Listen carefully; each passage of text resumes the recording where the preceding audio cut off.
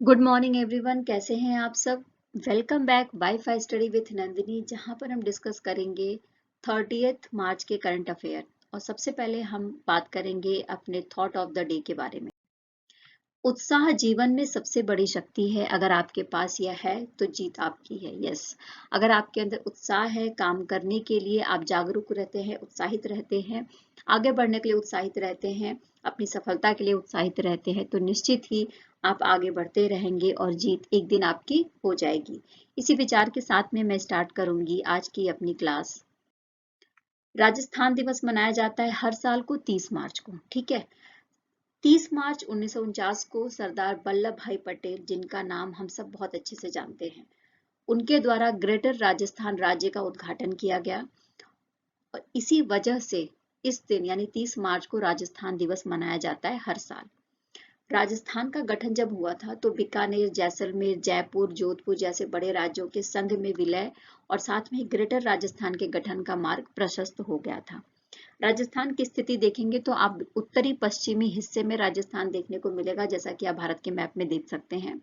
राजस्थान अपना border share करता है पाकिस्तान के साथ में। और क्षेत्रफल की दृष्टि से अगर देखा जाए तो भारत का सबसे बड़ा राज्य क्या है? राजस्थान है। अब हम बात कर रहे हैं, भारत एससीओ राष्ट्रीय सुरक्षा सलाहकारों के बैठक की मेजबानी करेगा। जैसा कि हम सबको बहुत अच्छे से पता है कि G20 की अध्यक्षता तो भारत कर ही रहा है, साथ में ही शंघाई सहयोग संगठन यानी एससीओ की बैठकें भी भारत में हो रही हैं। तो एससीओ जो संगठन है, इसके तहत अलग अलग टॉपिक पे अलग अलग जगहों पर बैठकें आयोजित करी जा रही हैं। तो इसी संदर्भ में हम बात कर रहे हैं, जहां पर हम देख रहे हैं कि भारत जो है राष्ट्रीय सुरक्षा सलाहकारों के बैठक की मेजबानी कर रहा है, जो एससीओ से रिलेट करते हैं। और भारत, जो चीन और पाकिस्तान है, उन्होंने ये बोला है कि वो वर्चुअली इसमें शामिल होंगे। ठीक है ना। साथ में मैं आपको ये बता दूं कि शंघाई सहयोग संगठन यानी एससीओ, इसकी स्थापना 2001 में करी गई थी। इसके जो सदस्य देश हैं वो कौन कौन से हैं? तो चीन है, भारत है, कजाकिस्तान है, किर्गिस्तान है, रसिया है, पाकिस्तान है, ताजिकिस्तान है और उज्बेकिस्तान है। इनका जो उद्देश्य है, शंघाई सहयोग संगठन के जो देश हैं उनके बीच में आर्थिक, राजनीतिक और सैन्य सहयोग को बढ़ाना इनका मोटिव है। नेक्स्ट हम बात कर रहे हैं, सऊदी अरब ने शंघाई सहयोग संगठन के साथ संवाद साझेदार किया है और उस सऊदी अरब का ये कहना है कि वो भी शंघाई सहयोग संगठन में शामिल होना चाहता है। इसके लिए उसने जो है, जब शी जिनपिंग सऊदी अरब की यात्रा पे गए थे तो इसके दौरान सऊदी अरब ने इस बात को उठाया था, इस मुद्दे को उठाया था और उस समय ये बात करा गया था। साथ में मैं आपको ये भी बता दूं कि सऊदी अरब के जो राजा हैं वो कौन है? तो सलमान बिन अब्दुल अजीज की अध्यक्षता में कैबिनेट बैठक हुई थी और उसमें ये डिसीजन लिया गया था। अब हम बात कर रहे हैं, एनपीसीआई ने यूपीआई भुगतान के लिए पीपीआई शुल्क की सिफारिश की है। एनपीसीआई का मतलब क्या है? राष्ट्रीय भुगतान निगम। उसने एक सर्कुलर निकाला है और उसमें बोला है कि जब आप पीपीआई शुल्क की सिफारिश करी गई है, जब आप यूपीआई का भुगतान करेंगे तब। अच्छा, ये क्या है? थोड़ा सा इसको समझ लेते हैं, इजी वे में समझने की कोशिश करते हैं। तो देखिए, जो राष्ट्रीय भुगतान निगम है उसने एक तरीका निकाला है। तरीका क्या है कि जैसे हम फोन पे यूज करते हैं, गूगल गूगल पे यूज कर रहे हैं, पेटीएम यूज कर रहे हैं, तो हमारे वॉलेट में कुछ पैसे रहते हैं। ठीक है ना। तो उस पैसे, जो भी पैसा रहेगा, उस पर जो राष्ट्रीय भुगतान निगम है उसने ये बात बोली है कि अगर आपके वॉलेट में पैसा है तो उस पर कुछ परसेंटेज लिया जाएगा, 1.1% का जो इंटरचेंज है वो शुल्क लगाया जाएगा। लेकिन वो जो शुल्क लगाया जाएगा वो उपभोक्ता के ऊपर नहीं लगाया जाएगा, जो वॉलेट के ऊपर लगाया जाएगा। यानी जो कंपनी है, जिस कंपनी का वॉलेट है, उस कंपनी के ऊपर इसको लगाया जाएगा। अब समझ में आ गई आपको बात? पूरा मुद्दा क्या है? मतलब उपभोक्ता के ऊपर ये शुल्क नहीं लगाया जाएगा, वॉलेट की जो कंपनी है, जो वॉलेट उपभोक्ता यूज कर रहा है, उस कंपनी पर लगाया जाने वाला भुगतान है जो 1.1% का होगा और इंटरचेंज शुल्क लिया जाएगा।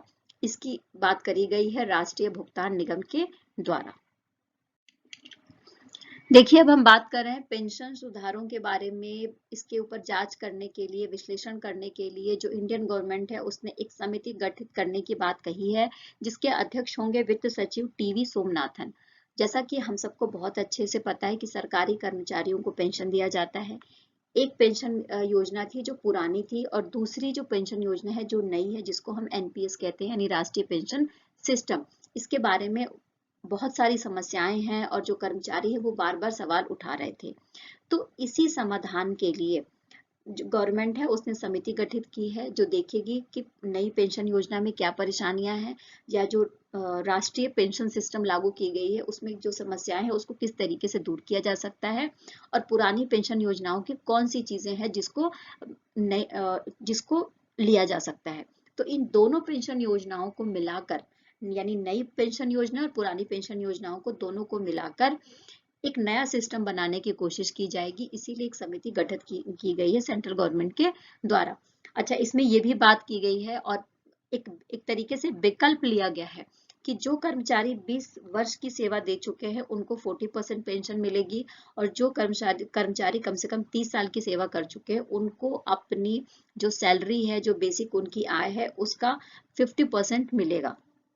इस बात को ध्यान में रखते हुए ही इस समिति का गठन किया गया है। जैसा कि हम सबको ये बात पता भी है कि कुछ राज्यों में पुरानी पेंशन योजना को लागू भी कर दिया गया है। देखिए, अब हम बात कर रहे हैं कर्मचारी भविष्य निधि संगठन ईपीएफओ के बारे में। ईपीएफओ क्या है? श्रम और रोजगार मंत्रालय भारत सरकार के तहत काम करने वाली एक कॉन्स्टिट्यूशनल बॉडी है। साथ में आपको मैं ये बता दूं कि इसी ने जो ईपीएफओ है उसने 2022-23 के लिए कर्मचारी भविष्य निधि पर 8.15% ब्याज दर तय कर दिया है। और साथ में मैं आपको ये भी बता दूं कि ये एक ऐसा संगठन है जो संगठित क्षेत्रों के लिए पेंशन योजना, बीमा योजना और भविष्य निधि को तय करने का काम करती है। इसकी स्थापना 1951 में करी गई थी। साथ में ही 2014 में ईपीएफ खाता प्रबंधन को आसान बनाने के लिए क्या किया गया था, पारदर्शिता को सुनिश्चित करने के लिए क्या किया गया था, एक नंबर लॉन्च किया गया था जिसको बोलते हैं यूनिवर्सल अकाउंट नंबर। तो जो ईपीएफओ है उसने कहा है कि 2022-23 के लिए जो कर्मचारी भविष्य निधि है वो 8.15% ब्याज दर तय कर दिया गया है इसके द्वारा। नेक्स्ट हम बात करेंगे असम की बाढ़ प्रबंधन परियोजना के लिए विश्व बैंक ने $108 मिलियन के ऋण की मंजूरी दे दी है असम की गवर्नमेंट को। इसका मतलब ये हुआ कि जो स्पेशली असम का नदी क्षेत्र है, बेकी और बुरी हेंडिंग नदी तलबों में इको फ्रेंडली बुनियादी ढांचे को मजबूत किया जाएगा। साथ में ही नई नई टेक्नोलॉजी का प्रयोग किया जाएगा जिससे कि शुरुआती चेतावनी सिस्टम और के साथ साथ में जो मोबाइल अलर्ट्स हैं उसको बढ़ाया जा सके और राज्य की प्रतिक्रिया को सुधारा जा सके, इसके ऊपर काम किया जाएगा। अब हम बात कर रहे हैं Japan bank for international cooperation, ठीक है ना, उसने एसजेवीएन को 915 करोड़ रुपए का ग्रीन वित्त दे दिया है और इसके लिए वर्चुअली हस्ताक्षर किया गया है एग्रीमेंट पर जिसका नाम रखा गया है फैसिलिटी एग्रीमेंट। ग्रीन क्या है? तो ग्रीन एक प्रोग्राम है, उसका नाम देख लेते हैं क्या है। तो global action for recycling economic growth and environmental preservation, इसका फुल फॉर्म है ग्रीन का, है ना। इसके ऊपर काम किया जाएगा एसजेवीएन लिमिटेड के द्वारा। अगर एसजेवीएन लिमिटेड के बारे में बात करें तो इसकी स्थापना 1988 में हुई थी और इसके अध्यक्ष और एमडी कौन है? तो नंदलाल शर्मा जी हैं जो स्पेशली सौर और पवन ऊर्जा संसाधनों पर काम करती है। कुछ दिन पहले ही हमने ये न्यूज़ कवर करी थी कि जो अमेरिका का सिलिकॉन वैली बैंक है वो डूब चुका है, ठीक है, जिसकी वजह से अमेरिका में मंदी की स्थिति आ चुकी है ना। अब उसी बैंक को यानी सिलिकॉन वैली बैंक का ही अधिग्रहण कर लिया गया है फर्स्ट सिटीजन बैंक ने के द्वारा। और फर्स्ट सिटीजन जो सिटीजन बैंक है अमेरिका का, उसने फेडरल डिपॉजिट इंश्योरेंस कॉर्पोरेशन यानी एफडीआईसी से सिलिकॉन वैली बैंक को खरीद लिया है। 27 मार्च को silicon valley bridge bank national association के 17 ब्रांचेस फर्स्ट सिटीजन्स के नाम से खुल जाएंगे, ऐसा बयान दिया गया है फिडिक के द्वारा। फिडिक मतलब फेडरल डिपॉजिट इंश्योरेंस कॉर्पोरेशन के द्वारा ऐसी बात कही गई है। फर्स्ट सिटीजन बैंक के बारे में अगर मैं बात करूं तो ये अमेरिका का 30वां सबसे बड़ा बैंक है और साथ में ही इसके 22 राज्यों में 500 ब्रांच है और इसने साल 1971 के बाद से अमेरिका के 35 बैंकों का अधिग्रहण कर लिया है फर्स्ट सिटीजन बैंक ने। इसके पास रिकॉर्ड इसका देख लीजिए कि 35 बैंकों का अधिग्रहण किया गया है फर्स्ट सिटीजन बैंक के द्वारा अमेरिका में। सिलिकॉन वैली बैंक के बारे में बात करें तो अमेरिका का 16वां सबसे बड़ा बैंक था और साथ में ही जो अमेरिका के स्टार्टअप्स थे उनके लिए ये निवेश का काम करता था, उनको पैसे देता था। सिलिकॉन वैली बैंक एक बहुत ही इंपॉर्टेंट रोल अदा करता था अमेरिका की अर्थव्यवस्था में। इसकी शुरुआत 1983 में सांता क्लारा, कैलिफोर्निया के सांता क्लारा से हुई थी और स्पेशली ये टेक इंडस्ट्री का सबसे बड़ा समर्थक बैंक था और स्टार्टअप्स को बहुत ज्यादा बढ़ावा देने का काम इसके द्वारा किया गया था। ऑनलाइन खुदरा भुगतान को प्रदर्शित करने के लिए IDFC फर्स्ट बैंक ने सहयोग किया है, साझेदारी करी है क्रंच फिश के साथ में। क्रंच फिश क्या है? एक स्वीडिश कंपनी है और RBI भी इस पायलट प्रोजेक्ट में भाग ले रहा है। अब इस प्रोजेक्ट के तहत क्या किया जाएगा? जो इस प्रोजेक्ट के माध्यम से जो ग्राहक हैं और व्यापारी हैं उनको नेटवर्क कनेक्टिविटी के बिना यानी वाईफाई या इंटरनेट के बिना डिजिटल जो भुगतान सेवाएं हैं उसको प्रदान करने का काम किया जाएगा और एक तरीके से पायलट प्रोजेक्ट चलाया जाएगा भारत में। अगर IDFC फर्स्ट बैंक के बारे में बात करें तो IDFC बैंक और कैपिटल फर्स्ट का विलय हुआ था और इसके बाद IDFC फर्स्ट बैंक बनकर आया था। पूरे देश में और पूरी दुनिया में 707 शाखाएं हैं इसके CEO कौन है? तो वी वैद्यनाथन है और इसका मुख्यालय हमें मुंबई में देखने को मिल जाएगा। नेक्स्ट हम बात कर रहे हैं हमजा यूसुफ के बारे में, जो स्कॉटिश नेशनल पार्टी के नेता चुने गए हैं। पाकिस्तानी मूल के हैं और साथ में मैं आपको बता दूं कि निकोला सर्टजन की जगह लेंगे और स्कॉटलैंड के प्रथम मंत्री बनने के लिए तैयार हो गए हैं पाकिस्तानी मूल के। स्कॉटलैंड के बारे में अगर बात करें तो इसकी कैपिटल एडिनबर्ग है, राष्ट्रीय पशु यहाँ का गेंडा है और मुद्रा यहाँ की पाउंड स्टर्लिंग है। अब हम बात कर रहे हैं ब्रिक्स न्यू डेवलपमेंट बैंक का नया अध्यक्ष कौन चुना गया है? तो ब्राजील की पूर्व राष्ट्रपति रही हैं जिनका नाम है डिल्मा रूसेफ, उनको चुना गया है। 2011 से लेकर 2016 के बीच में 2 सत्र में ये ब्राजील की राष्ट्रपति रह चुकी हैं और अब क्या संभालेंगी? न्यू डेवलपमेंट बैंक की अध्यक्ष के रूप में इस बैंक को संभालने का काम करेंगी।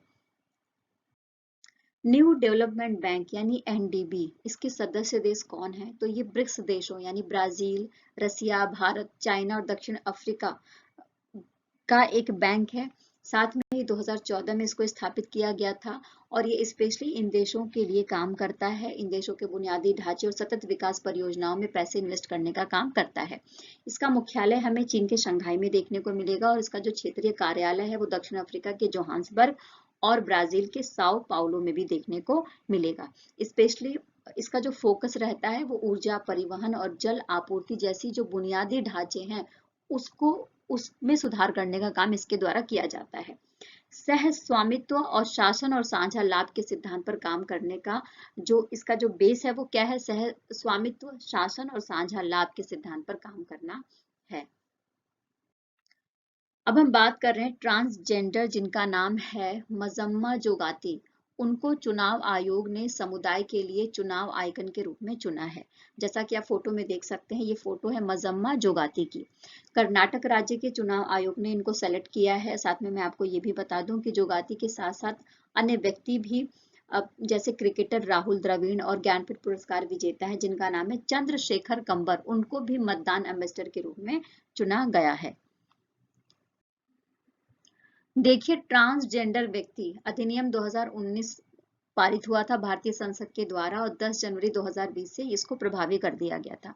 स्पेशली जो ट्रांसजेंडर यानी जो तीसरा लिंग है उसको हम ट्रांसजेंडर व्यक्ति कहते हैं और उन व्यक्तियों के शिक्षा, रोजगार, स्वास्थ्य सेवाओं और अन्य क्षेत्रों में भेदभाव को रोकने के लिए और उनके विकास को करने के लिए इस अधिनियम को बनाया गया था। भारतीय चुनाव आयोग के बारे में अगर बात करें तो इसकी स्थापना 25 जनवरी 1950 में करी गई थी नई दिल्ली में। इसका मुख्यालय आपको देखने को मिलेगा। पहले चुनाव आयुक्त तो कौन थे? तो सुकुमार सेन थे और वर्तमान में जो निर्वाचन आयुक्त हैं वो कौन है मुख्य? तो वो राजीव कुमार है। नेक्स्ट हम बात कर रहे हैं गुलाम नबी आजाद के बारे में जिनकी आत्मकथा है जिसका नाम है आजाद।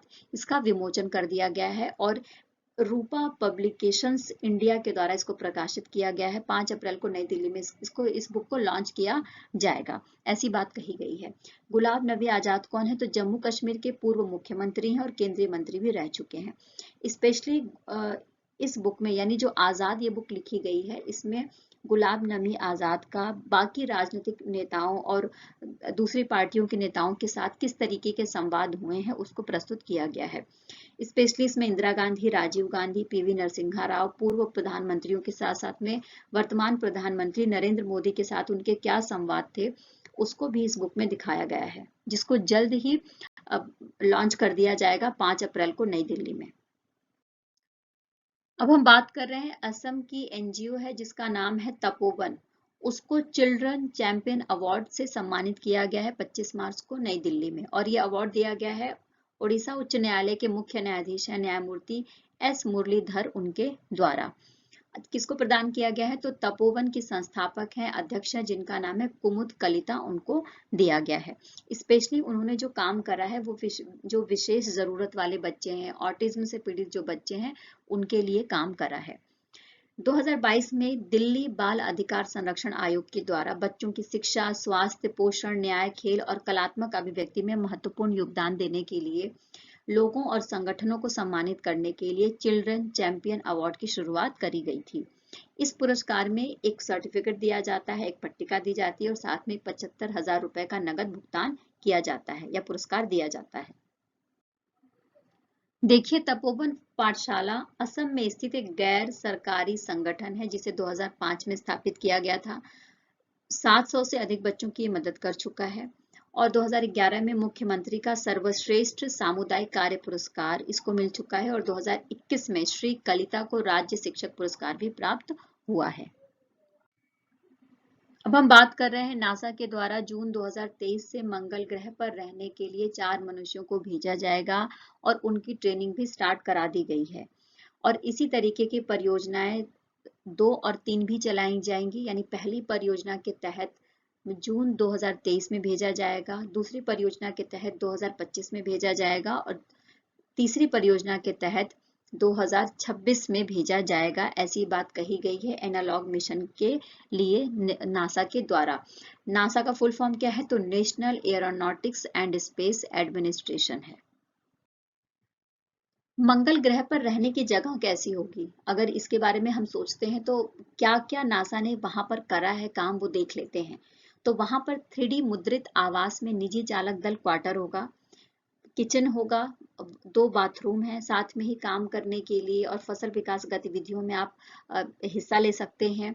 मनोरंजन के लिए व्यवस्था बनाई गई है, फिटनेस के लिए व्यवस्था बनाई गई है और चिकित्सा के लिए भी सारी व्यवस्था वहां पर बनाई गई है।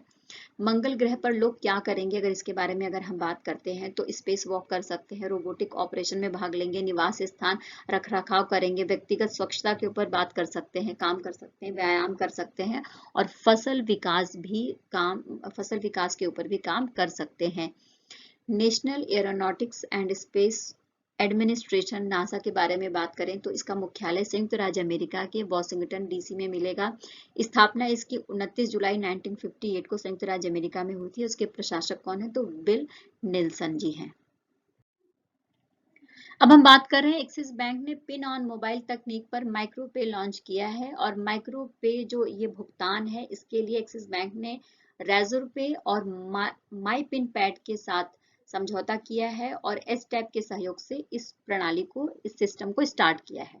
अगर माइक्रो पे और पिन ऑन मोबाइल तकनीक के बारे में बात करें तो ये पिन एक छोटा कम लागत वाला कार्ड रीडर होगा जो ब्लूटूथ के माध्यम से व्यापारिक स्मार्टफोन से कनेक्ट हो जाएगा। यानी ब्लूटूथ का आप उपयोग करके इसको स्मार्टफोन से कनेक्ट कर सकते हैं। अब इस कनेक्शन के बाद क्या होगा? मोबाइल तकनीक पर एक नया पिन व्यापारी को उच्च सुरक्षा प्रदान करेगा, साथ में ही जो ये डिजिटल भुगतान है उसको और ज्यादा सरल बनाने की कोशिश की गई है और ये स्पेशली जो छोटे व्यवसायी हैं उनको मदद करने का काम किया जा रहा है एक्सिस बैंक के द्वारा। देखिए, एक्सिस सिक्योरिटीज के नए एमडी यानी मैनेजिंग डायरेक्टर और सीईओ चीफ एग्जीक्यूटिव ऑफिसर कौन बन गए हैं? प्रणव हरिदासन बन गए हैं और ये किसको रिप्लेस करेंगे? तो ये बी गोप कुमार को रिप्लेस करेंगे। अब हम नेक्स्ट बात कर रहे हैं 28 मार्च को ओडिशा के आईएनएस चिल्का में 2585 अग्निवीरों का जो पहला जत्था है उसने पासिंग आउट परेड निकाला। और साथ में ही आपको मैं बता दूं कि 2585 अग्निवीरों में 272 महिला अग्निवीर भी शामिल थी। इस अवसर पर एडमिरल आर हरिकुमार, साथ में पीटी उषा और मिताली राज भी उपस्थित थी। इस अवसर पर खुशी पठानिया को आईएनएस चिल्का में अग्निवीरों की पहली पासिंग आउट परेड में सर्वश्रेष्ठ महिला अग्निवीर के लिए जनरल बिपिन राउत ट्रॉफी से सम्मानित किया गया। और साथ में ही जो अमला कांति जयराम अग्निवीर और अजीत पी, इनको पुरुषों की कैटेगरी में क्रमशः chief of the naval staff rolling trophy और सर्वश्रेष्ठ अग्निवीर एसएसआर और एमआर के लिए स्वर्ण पदक यानी गोल्ड मेडल भी प्रदान किया गया है।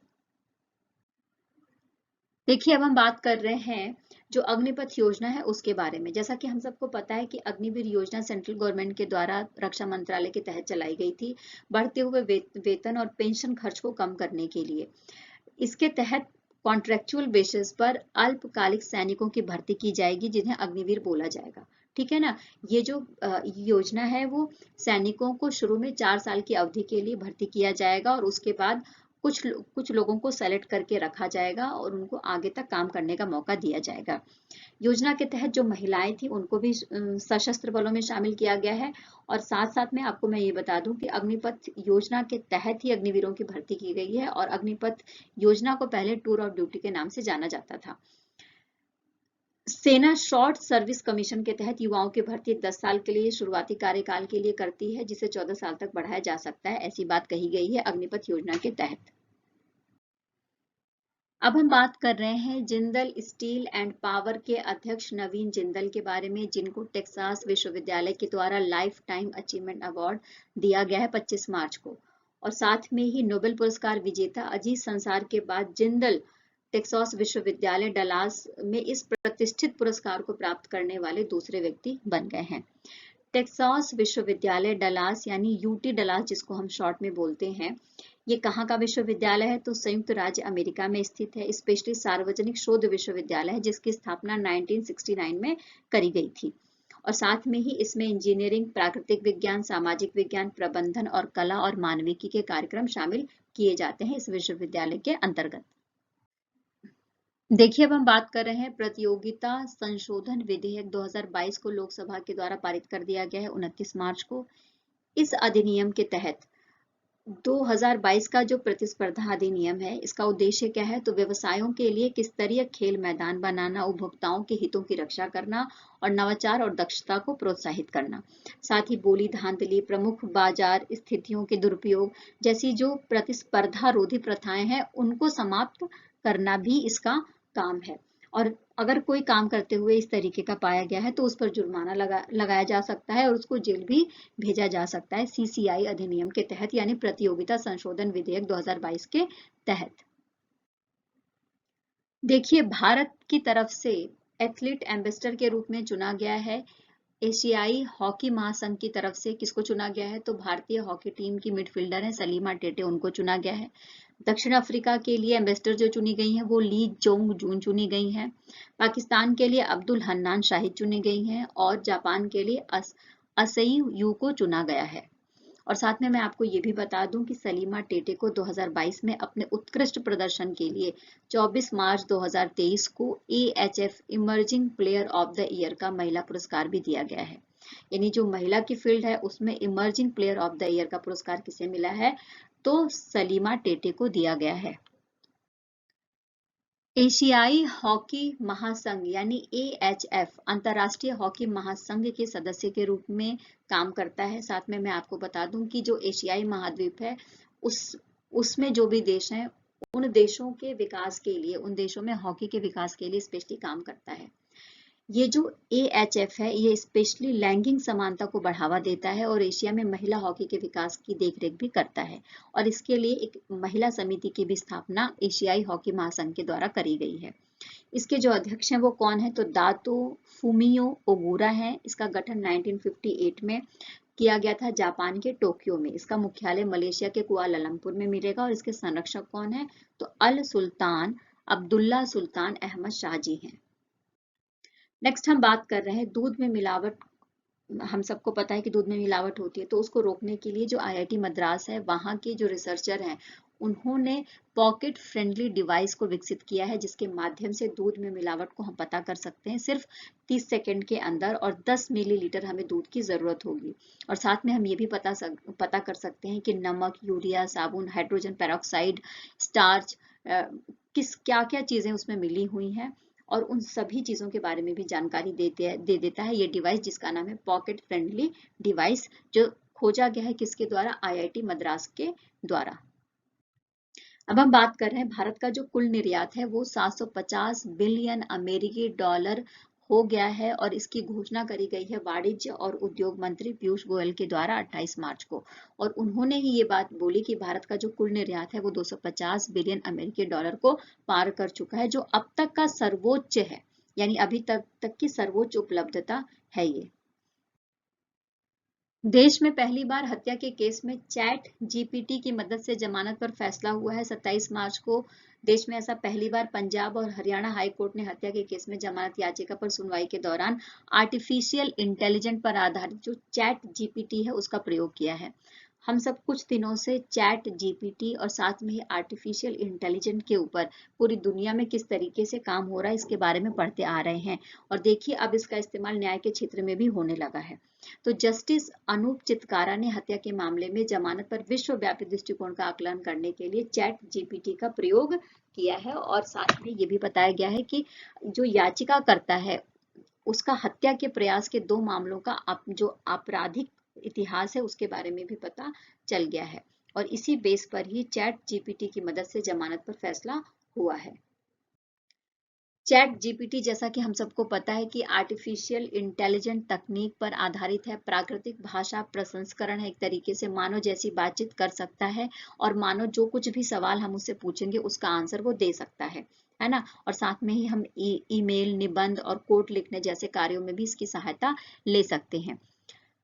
जो कंपनियां हैं ओपन एआई और एआई, ये ऐसी कंपनियां हैं जो चैट जीपीटी पे प्रमुख रूप से काम कर रही हैं, और पहली बार चैट जीपीटी को 30 नवंबर 2022 को लॉन्च किया गया था। आर्टिफिशियल इंटेलिजेंट के बारे में बात करें तो कंप्यूटर विज्ञान की एक व्यापक शाखा है जो स्मार्ट मशीनों के निर्माण से संबंधित है, जो आमतौर पर मनुष्य की बुद्धि की तरह काम करती है, और उसकी आवश्यकताओं को समझते हुए उस तरीके से आंसर भी देती है। नेक्स्ट हम बात कर रहे हैं पर्यावरण, वन और जलवायु परिवर्तन मंत्रालय राजस्थान सहित देश में ग्रेट इंडियन बस्टर्ड के संरक्षण और सुरक्षा के लिए विभिन्न उपाय कर रहा है, और इसके लिए जो अधिनियम है वन्य जीवन संरक्षण अधिनियम 1972 के तहत काम किया जाएगा, और साथ में ही उनकी बेहतर सुरक्षा के लिए राष्ट्रीय उद्यानों और अभयारण्यों को नामित किया जाएगा। और ये जो प्रायोजित योजना है प्रजाति रिकवरी कार्यक्रम के तहत ही द ग्रेट इंडियन बस्टर्ड की रक्षा की जाएगी। और साथ में मैं आपको ये भी बता दूं कि जो ग्रेट इंडियन बस्टर्ड का जो प्रजनन संरक्षण है वो राजस्थान, गुजरात और महाराष्ट्र वन विभागों के सहयोग से किया जाएगा, ऐसी बात कही गई है पर्यावरण, वन और जलवायु परिवर्तन मंत्रालय की तरफ से। ग्रेट इंडियन बस्टर्ड राजस्थान का राजकीय पक्षी है, और सबसे तेजी से और गंभीर रूप से लुप्त होने वाला भी पक्षी है। इसके बारे में बात करी है international union for conservation of nature की 2021 की रिपोर्ट में। ये बात कही गई है कि भारतीय उपमहाद्वीप में सबसे भारी उड़ने वाले पक्षियों में से एक है, और ये पक्षी विलुप्त होने के कगार पर अब जा चुका है। इसका अगर हम भौगोलिक इसके रहने की जगह के बारे में बात करें तो ये स्पेशली शुष्क घास के मैदानों में रहता है, और इसकी जो विलुप्ति का जो कारण देखा गया है वो क्या है, तो शिकार है, कृषि है, और साथ में ही बिजली की जो लाइनें बिछाई जाती हैं उसका भी असर इनकी संख्या पर पड़ा है। देखिए अब हम बात कर रहे हैं प्लांटेशन के बारे में, जो एसपीआई के द्वारा किया जाएगा, और इसके लिए 48 लाख रुपए का दान दिया गया है, जिसके तहत 32,000 पौधे लगाए जाएंगे, और जिसका उद्देश्य क्या है, हरित कवर को बढ़ाना है, पर्यावरण के विकास में एसबीआई का क्या रोल है इसको भी बताना है।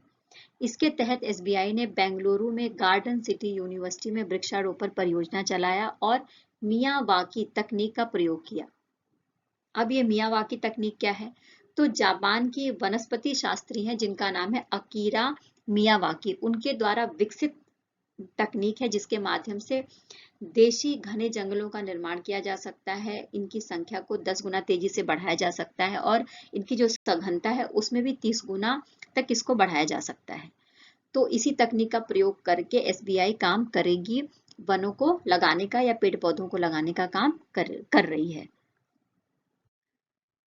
अब हम बात कर रहे हैं लोकपाल की जो आयु सीमा है उसको पीएफआरडीए ने 65 साल से बढ़ाकर 70 साल कर दी है। पेंशन कोष नियामक एवं विकास प्राधिकरण है पीएफआरडीए का फुल फॉर्म, ठीक है। तो इसने जो लोकपाल की आयु है उसको 65 साल से बढ़ाकर 70 साल कर दी है। स्पेशली लोकपाल का काम क्या है कि वो लोकपाल पीएफआरडीए नियमों के तहत शिकायतें प्राप्त करता है और उन शिकायतों पर मूल्यांकन करता है, उनको हल करने का काम करता है और उसके लिए एक जिम्मेदार व्यक्ति होता है। साथ में आपको मैं ये बता दूं कि पीएफआरडीए के नियम के अनुसार एक शिकायतकर्ता जिसकी शिकायत नेशनल पेंशन सिस्टम ट्रस्ट में हुई है, 30 दिन के भीतर उसको उस शिकायत का जवाब मिल जाएगा, उसका हल मिल जाएगा। और अगर फिर भी जवाब नहीं मिलता है तो वो ट्रस्ट के खिलाफ भी शिकायत कर सकता है, यानी नेशनल पेंशन सिस्टम ट्रस्ट के खिलाफ भी वो शिकायत जाकर कर सकता है। शिकायत जो भी होनी चाहिए वो रिटर्न में होनी चाहिए और साथ में ही जो शिकायत करता है उसके हस्ताक्षर के साथ में जो भी डॉक्यूमेंट है उनके साथ में होने चाहिए। इस सेशन में इतना ही। जो भी कंटेंट या मटेरियल है उसको टेलीग्राम के लिंक पर शेयर कर दिया जाता है, तो वहां से पीडीएफ के फॉर्म में आप देख सकते हैं, पढ़ सकते हैं, नोट्स भी प्रिपेयर कर सकते हैं। तो प्लीज चैनल पर ऐसे ही विजिट करते रहिए, चैनल को लाइक करिए, शेयर करिए और सब्सक्राइब करना मत भूलिए। सब्सक्राइब करने का कोई पैसा नहीं लगता और लाइक करने का भी कोई पैसा नहीं लगता है। तो प्लीज मेरी हेल्प करिए और मेरे साथ ऐसे ही बने रहिए। Take care and bye bye, good day.